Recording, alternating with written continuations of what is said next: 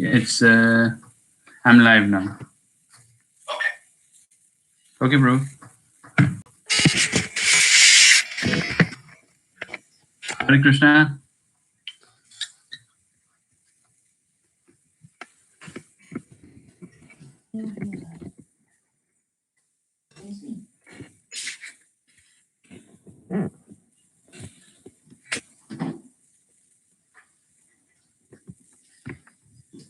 Let me see my smart handsome man. Hare Krishna. So while we wait for everyone to dial back in, we'll just quickly do some kirtan. Otherwise, we'll just be mainly talking to myself. Apologies, we had some technical issue to start with. So we had to change device. Just quickly do a short kirtan.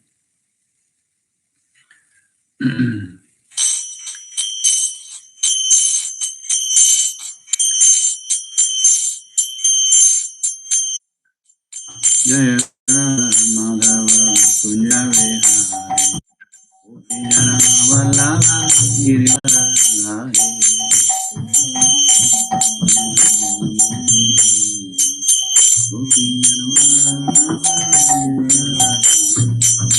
Jaya Radha Madhava Kunja Vihari Gopijana Vallabha Girivara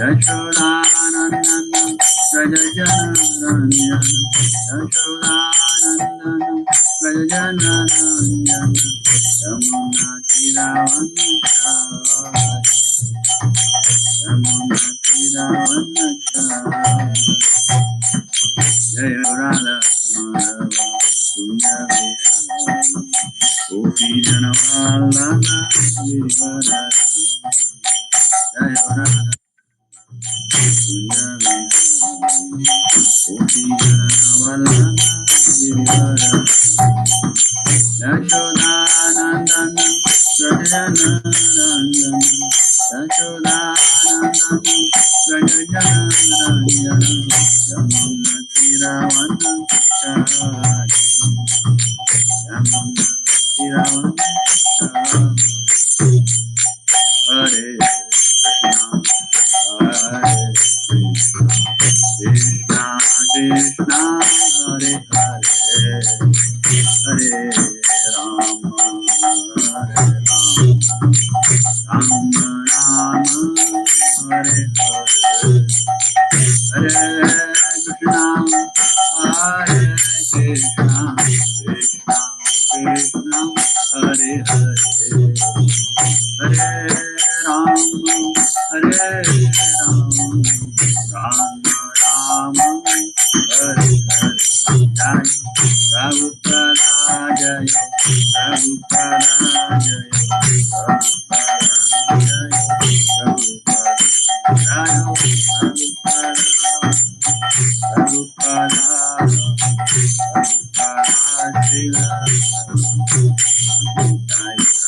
Hari Bol Hari Bol Nitayora Hari Bol Hari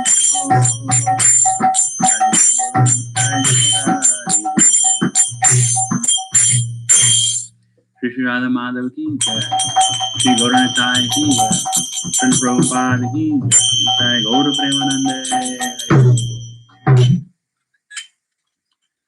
So Hare Krishna, dear devotees, and warm welcome on this Friday evening live ISKCON Manchester Bhagavad Gita session.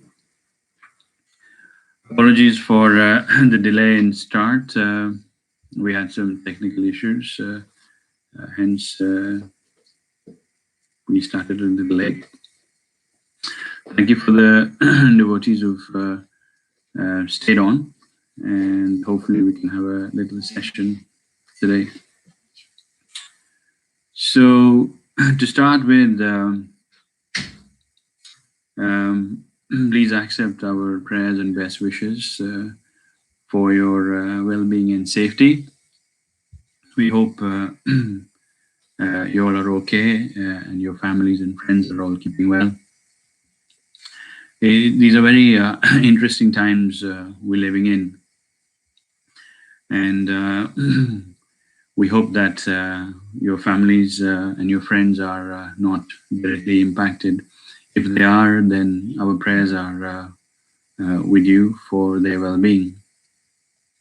But otherwise, it's a good time and an interesting opportunity for us to reflect on the opportunity we have as human beings.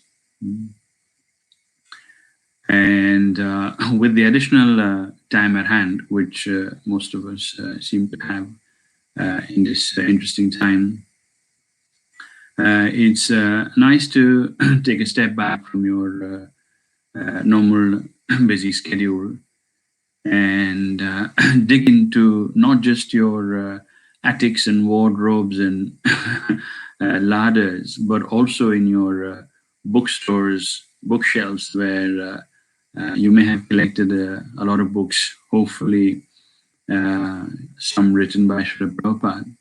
And also a good time to dig into your own self, to ask some of the most basic questions as to why are we here and what's the purpose of life, where are we going with all this, and what when all of this ends, will it go back to just as it was normal, or are there any takeaways from the experiences we are going through at the moment?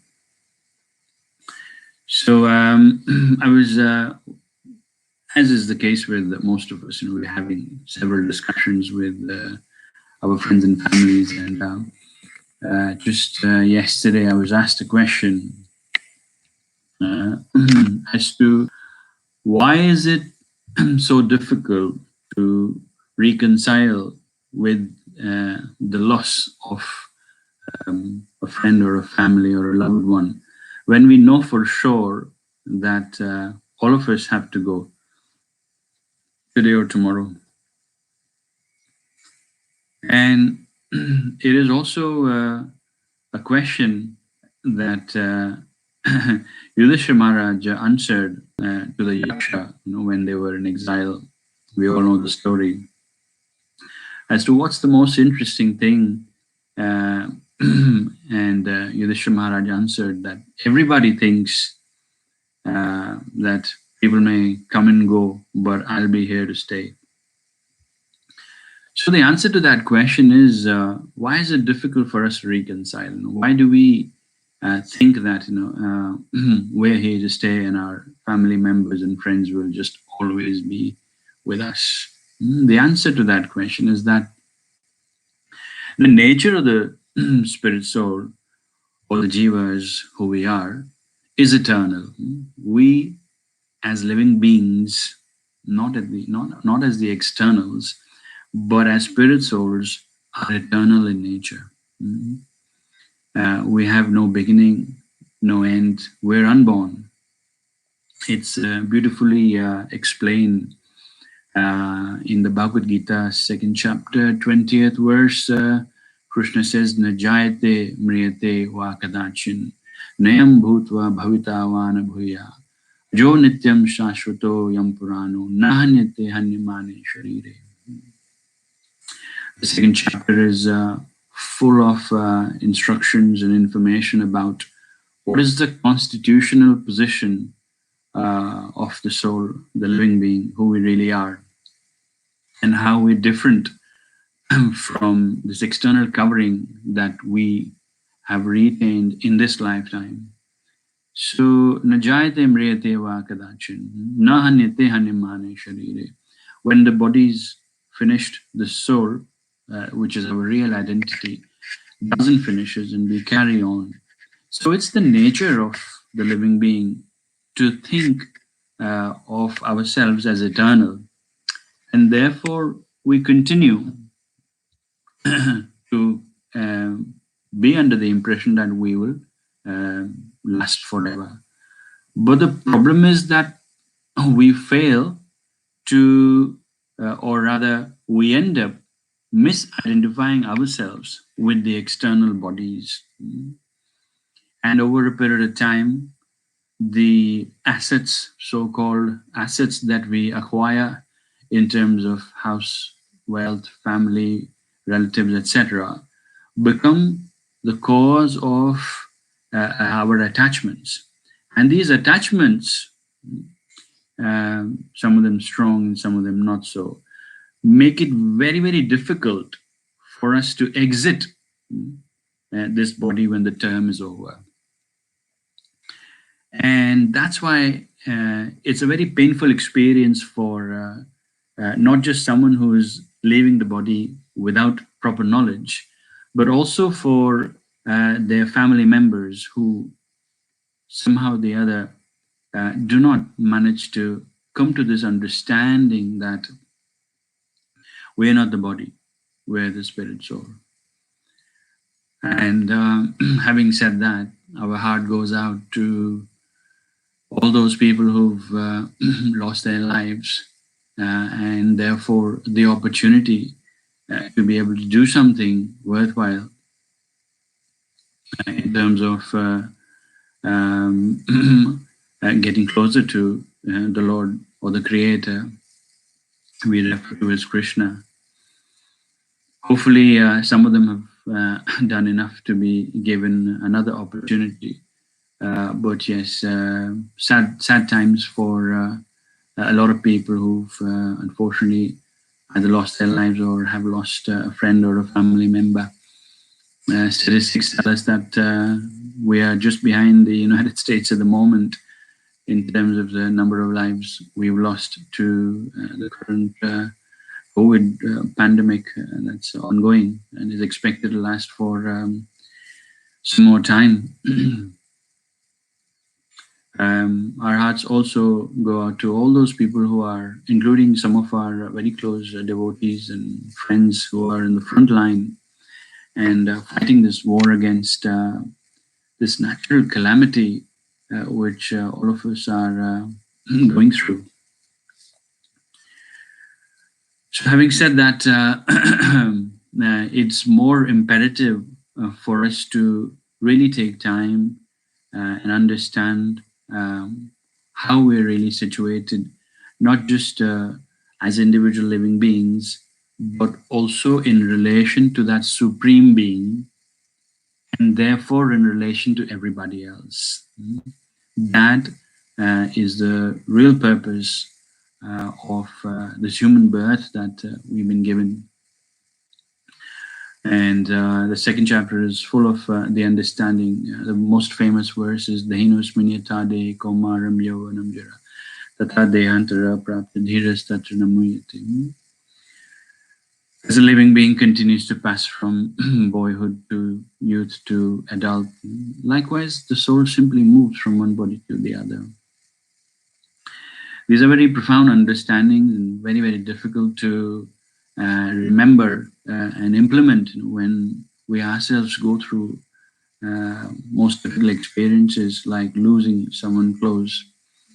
But the more we stay in touch with devotees, the more we absorb ourselves in this process of devotional service that we have access to by the grace of Srila Prabhupada and so many acharyas who've done amazing to ensure that the movement carries on. And so the more we absorb ourselves, the easier it becomes to reconcile with these difficult experiences and the changes like that of losing family members or friends. So with that backdrop, we just wanted to touch upon what is the best yoga system. The term yoga is a very, very popular term, and people around the world get very easily attracted when they hear of yoga. and rightly so, because it's a very sublime science. But the trouble is that they remain only at a level where most people, I would say, remain at a level where they want to simply derive some material benefits, some enhancement in physical abilities, and bring themselves to just a level where they can enjoy a little bit more. And that brings about the futility of the process. And unfortunately, um, most of the yogis who approach the yoga system with that mentality don't really manage to derive the full benefit of what the ultimate yoga system is.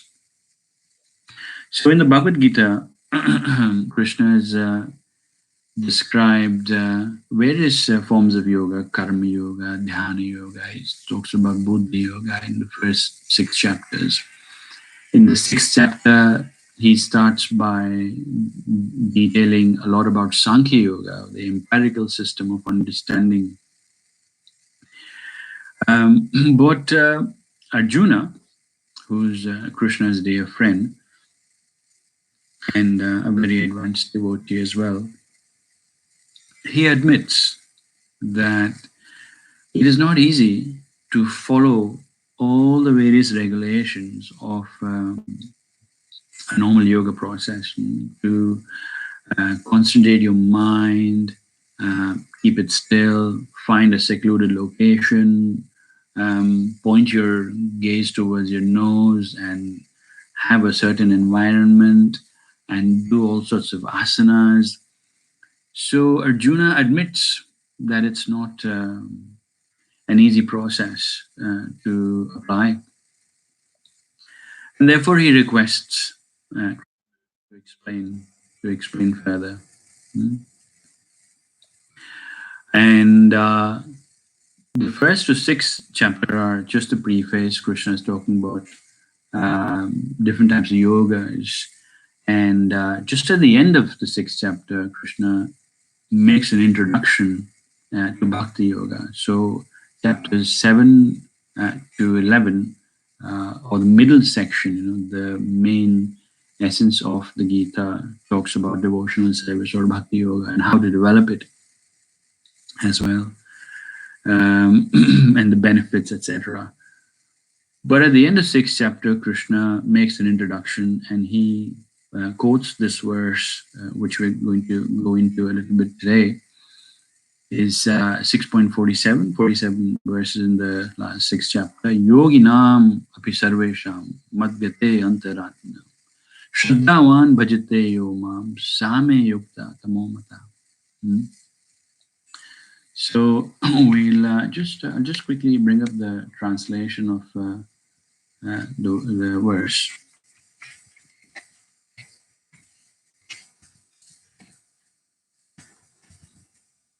And while I'm bringing that up, you can bring it up as well at your end. So Krishna is saying, anyone, and of all yogis, the one with great faith, who always abides in me, thinks of me within himself, and renders transcendental loving service to me, he is the most intimately united with me in yoga and is the highest of all. So after explaining all the variety of yoga systems, Krishna confirms to Arjuna that the topmost yogi is one who makes an effort and to the extent that he is constantly in remembrance of the Supreme. And that essentially is the purpose of our lives as living beings, to realize our forgotten connection, to realize our forgotten connection and make an attempt to reconnect with our Supreme Father, Lord Sri Krishna, as a Supreme Personality of Godhead. And how do we do that? We revive that relationship by knowing about who that person is, who that supreme person is, what his features are, what are the various relationships we can connect him with, and what is the process to um, start to revive this forgotten relationship. Hmm? If you go back to the words, there are a couple of words which are of key essence. There is Shraddhavan, and then there is Bhajate. So in the Chaitanya Charitamrita, Madhya Lila, and also Nectar of Devotion, the 9 stages of devotional service is elaborated. And the first stage is Shraddha, or translated as faith. It's very, very important that we have that basic faith before we get on to not just devotional service, but any process of learning and acquiring some basic skills. You can go to a school, college, university, or any organization. Unless you have the faith that it's the right place for you and it can give you something in return for the investment of your time and energy, it's very difficult to go any further. So Shraddha is of essence. And there's a very interesting story that comes to my mind, and most of you probably heard it, but it's quite relevant to refer to. So I'm going to just quickly share it with you. Once there is a cobbler and a very learned Brahmin who happened to be in a village, and Narad Muni decides to visit both of them. And Narad Muni mentions to this cobbler and the Brahmana one by one that he's going to visit the Lord in his abode. And is there anything that they would like for Narad Muni to ask of the Lord when he comes back? So both of them, amongst other things, ask the same question as to how long it will take for them to get back to the Lord.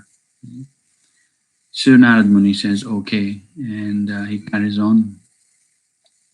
And when he meets Lord Narayan in his abode, he greets him and everything, and then presents the question that both the cobbler and the Brahmana had asked. So Lord Narayan thinks for a while and then responds to Narad Muni and tells him that when you go back, tell the two of them. No, actually, there's a little bit more. Lord Narayan actually confirms that the Brahmana will take a few lifetimes to come back, and the cobbler is coming back at the end of this life. So Narad Muni was quite surprised because cobbler was just a mere tradesman, and he didn't really have access to any process of Shravanam, Kirtanam, Bhajan, Kriya, etc. But the Brahmana was constantly engaging in all those things. So Lord Narayan says, don't worry. When you go, simply tell them, when they ask you what I was doing, simply tell them that I was trying to put an elephant through the eye of a needle. And Narad Muni says, okay. So he comes back and he meets the Brahmana, and the Brahmana asks, so have you come back with my answer? When am I going back? And Narad Muni says, it's going to take you a few lifetimes. Sorry, it's not even certain when you're coming back. And Brahmana says, hey, I don't believe you. It's not correct. It can't be.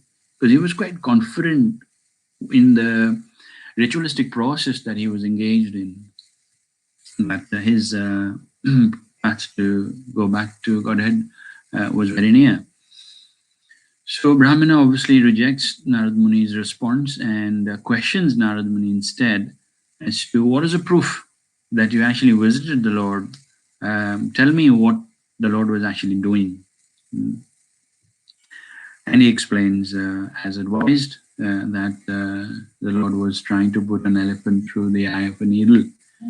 And the Brahmana obviously laughs, ridicules Narad Muni, and rejects him altogether, saying, that's a joke, and I don't even believe that you visited the Lord's place. So Narad Muni then quickly moves on to the cobbler's place, and the cobbler,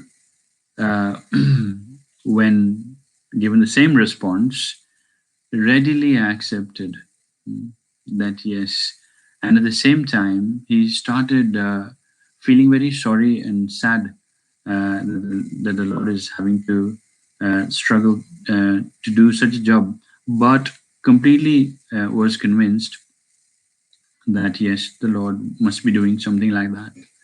So Narad Muni asked him, why do you believe that the Lord was actually trying to put an elephant through a needle? And the cobbler said, dear Narad Muni, it's not very difficult to imagine the Lord being able to do something like that. Do you see this big banyan tree? This big banyan tree grew from within a little seed. So if the Lord has the ability to put such a big tree inside a little seed, then he also is capable of putting putting an elephant through the eye of a needle. So the story, often repeated, confirms the amount of faith devotees are expected to have when they take up this process of devotional service or bhakti yoga, which Krishna has confirmed as the topmost yoga system. Of all the yogis, Shraddhavan Bhajate Yomam, Samayukta Tamomada. This is my opinion, Krishna is saying, that one who constantly remembers me, Yoginam api sarvesham, Madgate Antaratmanam, Madgate Antaratmanam. He is constantly thinking of me. He is the best. And that is my opinion. So if Krishna's opinion is such, then that has to be the topmost process and the topmost yoga system. And acharyas like Prabhupada have explained that constant remembrance is smaranam and part of what we understand as devotional service or bhakti yoga. So this shraddha or faith is what we as devotees are trying to develop in the hearts of all living beings. As ISKCON Manchester, we're a small setup, but we are constantly engaged in conducting programs, public programs, until before the current scenario, distributing plates and plates of prasadam all across the world at the moment. ISKCON devotees and other organizations also are distributing prasadam, but sanctified food is best because that actually has a spiritual potency.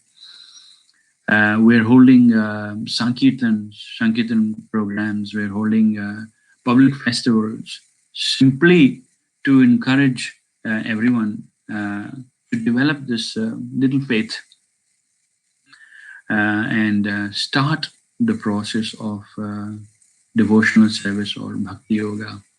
So Shraddha is the first stage of bhakti yoga or devotional service. And bhakti yoga, as Krishna has confirmed, is the topmost yoga system. Yoga have other forms that involve a lot of arm twisting and silent meditation is not very practical as well, because the symptom of consciousness is activity, which means if we are conscious living beings, we want to constantly be engaged in some or the other activity. And if we don't do that, our senses are so strong that they will constantly pull us in one direction or the other. And we can either engage ourselves in fruitive activities, which enhance the ability of the senses to keep us agitated and constantly in a pursuit of, um, you know, satisfaction which we're not able to achieve, or we can engage the faculties of our senses in devotional service, which essentially is serving the Lord and the devotees. Understanding that the Lord is the supreme personality of Godhead, and the real purpose of this life is to reestablish that connection we have forgotten, having taken birth after birth after birth, and having gotten this material covering in many, many lifetimes. So this is our opportunity, and as members of ISKCON, we are trying to develop this Shraddha with as many people as possible. And when you move beyond this preliminary stage and you have a little bit of faith and you start to take up the process, the next step as described in the Shastras is Sadhu Sangha. And Sadhu Sangha is referred to as simply translated association with like-minded devotees who are already practicing this path of devotional service. Now, it's very, very important here to understand, who's really a sadhu and who isn't. And the answer is, how do you identify a sadhu is in the question itself. Chaitanya Mahaprabhu himself says, Asat Sangha Tyagi Vaishnava Achar, which means the true behavior of a devotee of the Lord is displayed by someone who gives up bad association. And the next question in line is, what is bad association? And bad association is essentially anything that is unsettling and agitating to our senses. And in this material world, we refer to bad association as an excess of wine, women, and wealth.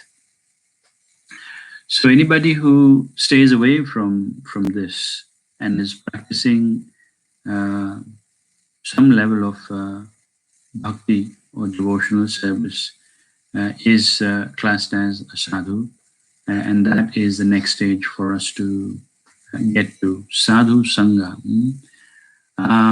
We have a lot of sanghas going on at the moment. We need to know how to make use of the current situation that we are in, somehow or the other. Please reach out to community leaders and make sure that you are connected in one of the other sangha groups. In Sale area, we have one that our Gauranatrash Prabhu manages. Feel free to reach out. And please stay connected and have some association. If you're not able to somehow or the other, then get a hold of books. Reading the books is also associating with the words of the acharyas and all the teachers in the disciplic line of succession, including Prabhupada. So make sure that you have some sadhu sangha. And naturally, when you've got some faith, and you are associating with like-minded people, the next stage that you automatically get onto is bhajan kriya. And bhajan kriya, again, is in detail explained in the 7th canto, Srimad Bhagavatam.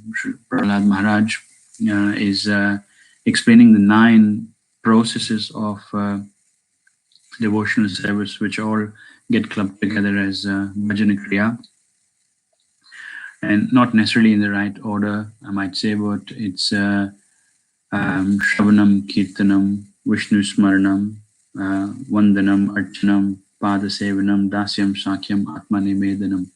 You can read more about it. We're talking in the Sales Sangha at the moment, discussing one process every week.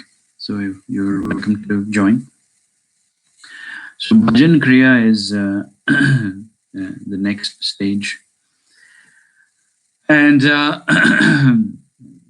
there are, of course, 9 processes, as I shared.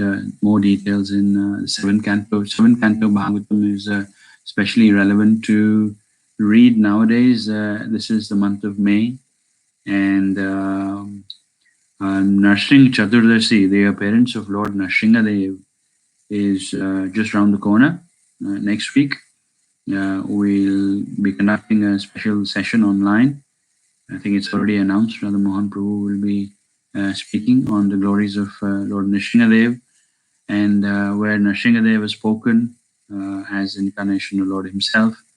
His devotees, like Prahlad Maharaj, are also discussed, and there is a lot that we can take away from the exemplary life of Prahlad Maharaj. He's an amazing example of having not just Shraddha, but also performing Bhajan Kriya and giving Sadhu Sangha. So he's a perfect example of not just practicing, but also preaching and the process of devotional service and explaining all the 9 limbs, etc.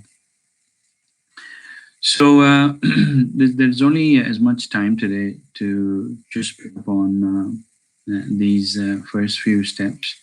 All the next stage information is available in our scriptures, Srimad Bhagavatam, Chaitanya Charitamrita, and the Bhagavad Gita. If you don't have access to any of these, feel free to reach out, and we're happy to ensure that you secure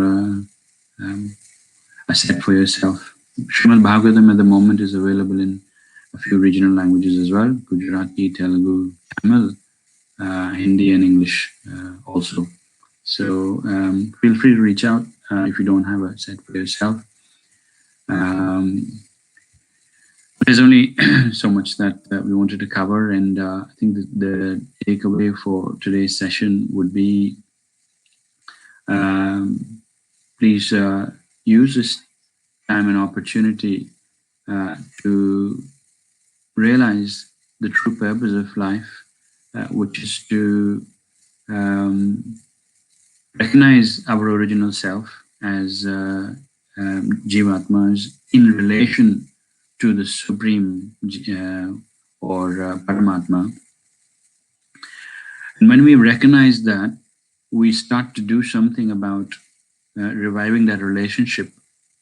And after discussing all of the variety of methods, Krishna has confirmed in 6.47, 6th chapter, 47 verse, that the topmost yoga system, yoga, I may not have mentioned, essentially means to unite or combine. In this case, connect with the Lord, who is our original Father. So Krishna has confirmed that the topmost yoga system is Bhakti Yoga. And irrespective of whatever book you pick up, Krishna book, Srimad Bhagavatam, Chaitanya Charitamrita, Nectar of Devotion, Teachings of Queen Kunti, Teachings of Lord Chaitanya, everywhere, on every other page, it's confirmed that the most potent method, in fact, the only method to really realize the Supreme Lord is by means of devotional service. And the essence of reading and following any of the yoga processes is essentially to come to this realization that we are jivas, and the Paramatma or the Super Soul is waiting for us to get back home It's confirmed in the 15th chapter as well, 15 chapter 15 verse. Krishna says, Sarvasya aham hridi sanivishto. Sarvasya aham, I'm in everyone's heart. I reside in everyone's heart. I'm observing everyone. Sarvasya aham hridi sanivishto. Matta smriti jnanam apohanam cha. From me comes remembrance, intelligence, and forgetfulness. Then he says, Vedesh sarver aham eva vedyo. I am from knowing and reading all of the Vedic knowledge. I am to be known. Vedanta Krit Veda Vidya Chaham. I am the compiler of all the Vedas. Indeed. So we don't really need to go beyond all of this and waste this amazing opportunity that we have in empirical study of where's the nature coming from and what's the Big Bang and how many planets in the sky, etc. All that information is good to have for those who are scientifically oriented. It's also available in the Bhagavatam. But if you have already come to a stage of some or the other devotional service, then we urge you to take it further and try as much as possible to establish yourself by taking support from people who are like-minded people who are also making an effort to follow the same process. Most simply chant, dance in your own homes nowadays because the temple space is not available. Have little deities in the house, do some deity worship according to your time, space, resource constraints, etc.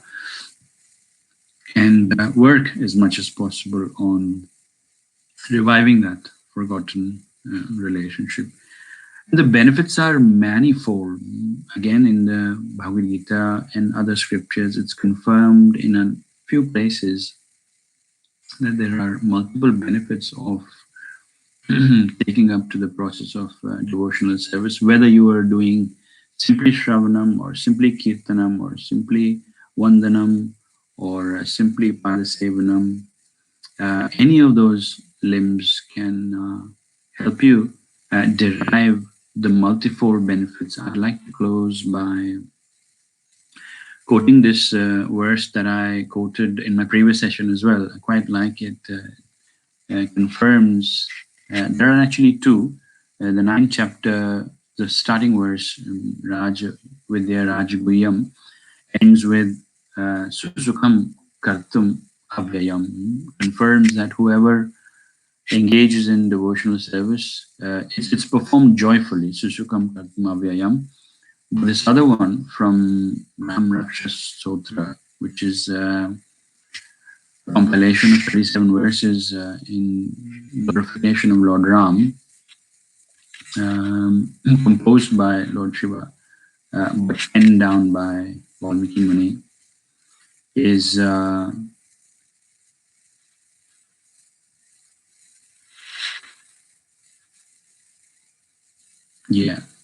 Bharjanam Bhava Bijanam, Bharjanam Bhava Bijanam, Arjanam Sukha Sampadam. Bharjanam Bhava Bijanam, Arjanam Sukha Sampadam, Arjanam Yamadutanam, Ram Rameti Garjanam.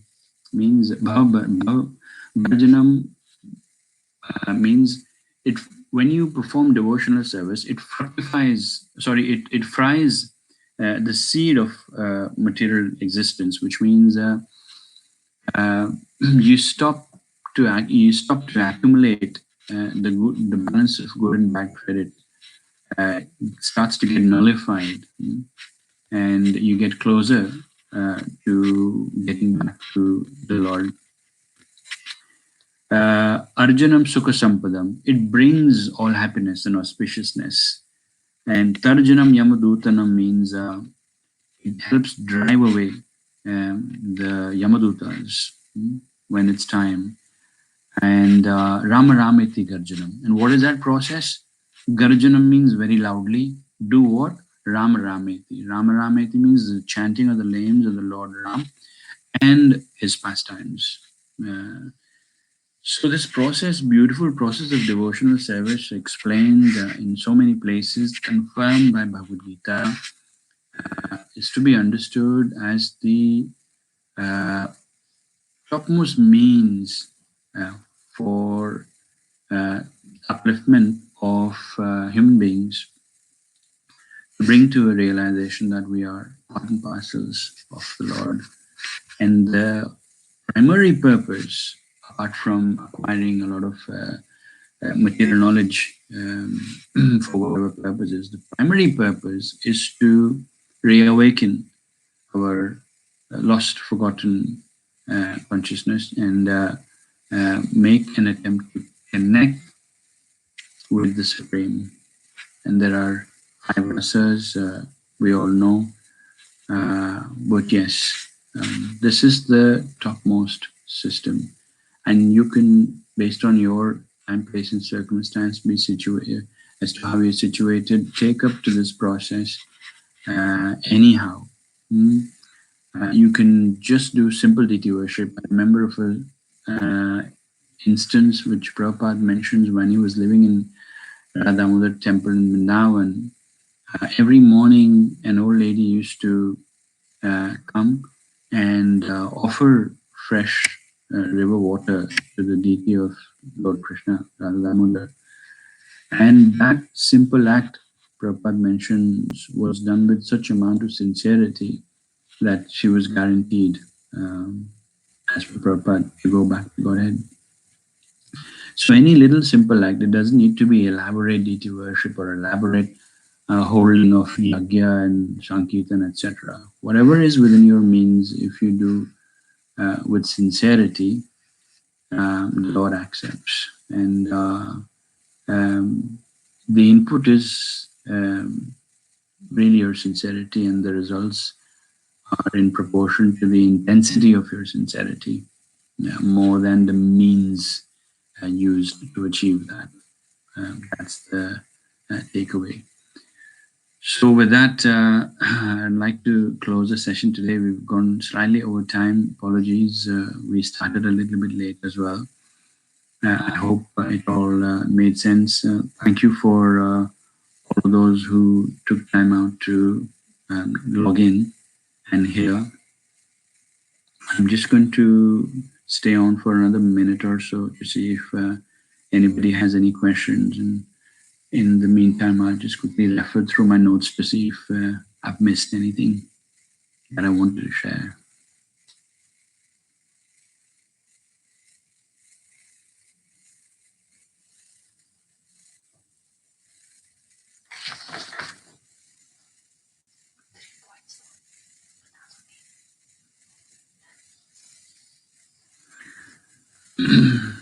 Right. So if there are no other comments, then thank you once again, everyone, for tuning in.